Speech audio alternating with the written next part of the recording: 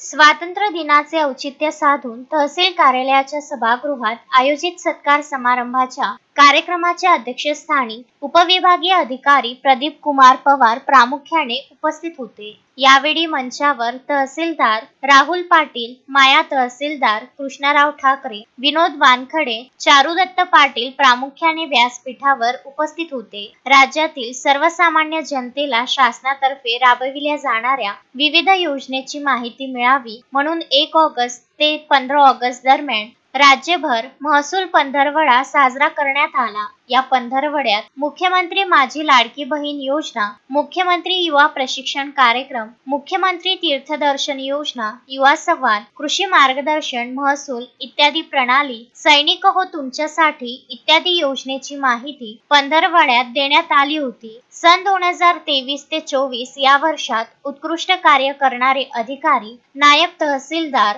महसूल सहाय्यक, मंडळ अधिकारी, शिपाई, पोलीस पाटील, संगणक परिचालक, कोतवाल यांचा उपस्थित मान्यवरांच्या हस्ते प्रमाणपत्र व पुष्पगुच्छ देऊन सत्कार करण्यात आला। यावेळी मोठ्या संख्येने महसूल कर्मचारी उपस्थित होते।